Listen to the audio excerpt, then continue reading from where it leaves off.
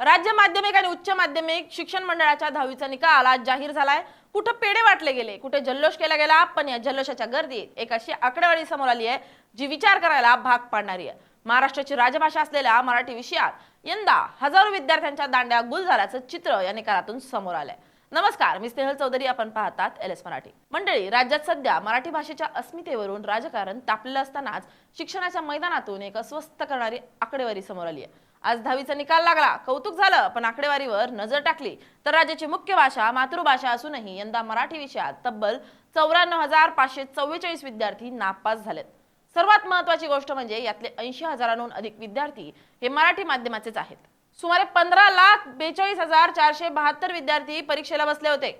त्यामधून पास झालेल्या विद्यार्थ्यांची संख्या 14,47,928 इतकी, तर नापास झालेल्या विद्यार्थ्यांची संख्या आहे 94,544 इतकी। यामध्ये मराठी माध्यमातील 80,804 विद्यार्थी नापास झालेत। इथेच खरी गंमत आहे की ज्यांची मातृभाषा मराठी, ज्यांचं शिक्षणाचं माध्यम मराठी, अशा 80,000हून अधिक मुलांच्या मराठीत दांड्या उडाल्यात। इंग्रजी माध्यमातील विद्यार्थ्यांच्या तुलनेत मराठी माध्यमाचा निकाल मराठी विषयातच कमी लागलाय। एकूणच मराठी विषयाचा निकाल हा इतर विषयांच्या तुलनेत अपेक्षेपेक्षा कमी लागलाय। महाराष्ट्रात मराठी मातृभाषा असूनही या विषयाचा निकाल कमी हा चिंतेचा विषय नक्कीच आहे। मराठीचा निकाल कमी का लागला, यामागे काही कारण असू शकतात। संभाव्यता, अवांतर वाचनाचा अभाव, सोशल मीडिया आणि मोबाईल मधील इंग्रजी चॅटिंगमुळे विद्यार्थ्यांमध्ये मराठी पुस्तक आणि वर्तमानपत्र वाचण्याची सवय कमी झाली आहे। यामुळे शब्दांची ओळख आणि मराठीचं कौशल्य कमी पडतंय। इंग्रजी भाषेचा वाढता प्रभाव, मराठी लेखनातील मराठी व्याकरण, शुद्ध लेखन आणि स्वतःचं मत मांडताना देखील विद्यार्थ्यांना अडचणी येतात। अनेकदा विद्यार्थी उत्तर नीट लिहू न शकल्यानं गुण कापले जातात। अशी काही कारणं असू शकतात। तरीही मराठी माध्यमातील विद्यार्थ्यांची स्थिती धक्कादायक म्हणजे मराठी माध्यम असलेल्या विद्यार्थ्यांमध्ये नापास होण्याचं प्रमाण जास्त आहे।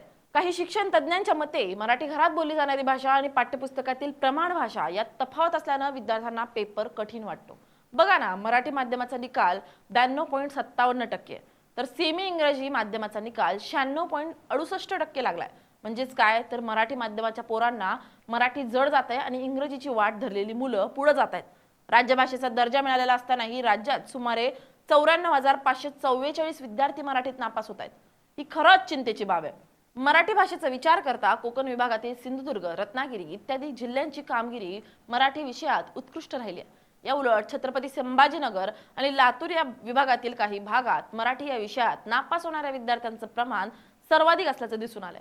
घरात बोलली जाणारी मराठी आणि पाठ्यपुस्तकातील प्रमाण भाषा यात जरी तफावत असली तरी इतक्या विद्यार्थ्यांनी आपल्या मातृभाषेत आपल्या मराठीत नापास होणं ही चिंतेचीच बाब आहे।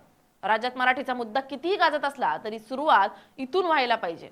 मराठीला अभिजात भाषेचा दर्जा मिळवण्यासाठी आपण लढलो, मराठीच्या नावावर राजकारण करतोय, पण जर आपल्याच घरची मुलं मराठीत नापास होणार असतील तर हा दर्जा आणि हे राजकारण काय कामाचं।